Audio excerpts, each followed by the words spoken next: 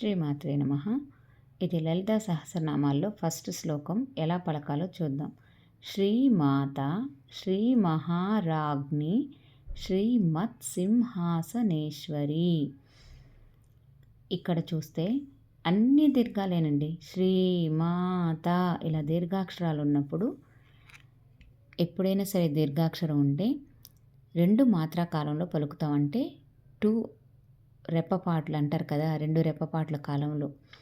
శ్రీ మా అనేది హ్రస్వం ఎక్కడైతే వచ్చిందో అది ఒక రెప్పపాటు కాలంలో చదువుతాం అనమాట. హా రా రాగ్ని, దీన్ని విడదీస్తే ఇలా ఉంటుంది.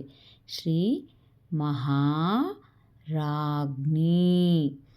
మనం అంటాం కదా, ఇది జ్ఞా గ్ని ఆజ్ఞ విజ్ఞాన అలాగనమాట. శ్రీ మహారాజ్ఞి. ఇక్కడ అందుకే 2 లైన్లు పెట్టాను, అబ్జర్వ్ చేయగలరు. ఇక్కడ వచ్చి శ్రీమత్ సింహాసనేశ్వరి. ఇక్కడ ఇది చూస్తే విడదీసి శ్రీ మత్ సిం, ఇక్కడ అనుస్వరం కాస్త వకారంగా మారింది, ఎందుకంటే ఇక్కడ విశేష వర్గం ఉంది కాబట్టి. సింహాసనేశ్వరి.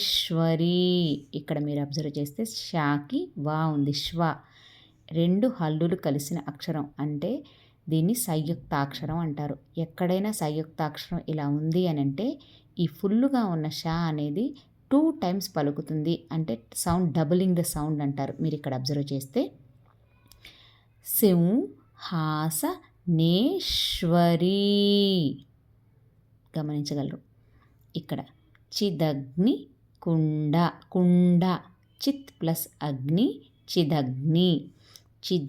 చూసారా, ఇక్కడ గా పట్టుకోవాలి. చిదగ్ని సేమ్ మళ్ళీ సంయుక్తాక్షరం గా నా, అందుకే 2 టైమ్స్ పలికిందనమాట ఈ గా.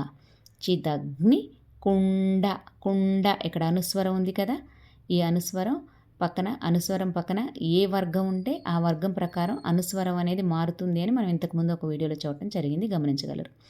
ఇక్కడ టా వర్గం ఉంది కాబట్టి టా వర్గం యొక్క 5th లెటర్ అణ, కుండ. ఓకే, అందుకని ఇక్కడ అణ రాయటం జరిగింది. సంభూత మళ్ళీ అనుస్వరం పక్కన పావర్గం కాబట్టి ఇది మకారంగా మారిపోయిందనమాట. సంభూత చిదగ్ని కుండ సంభూత దీర్ఘముంది. నెక్స్ట్ దేవ కార్య, యా రాకి యావత్తు అగైన్ సంయుక్తాక్షరం. ఆ రా అనేది 2 టైమ్స్ పలుకుతుంది.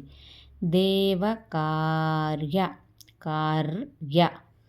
సముద్ అగైన్ దాకి యావత్తు, సముద్యత సముద్యత 2 టైమ్స్ పలికిందనమాట. ఒకసారి శ్లోకం ఎలా పలకాలో చూద్దాం. శ్రీమాత శ్రీ మహారాజ్ఞి శ్రీమత్సింహాసనేశ్వరి. చిదగ్నికుండ సంభూత దేవకార్య సముద్యత. ఇలా లలితా సహస్రనామం మీరు నేర్చుకోవాలి అనుకుంటే please stay tuned with healing with మహా ఛానల్. ఇట్స్ కంప్లీట్లీ ఫ్రీ అండి. అమ్మవారికి సేవ చేస్తున్నానని భావించి చేస్తున్నాను. Thank you.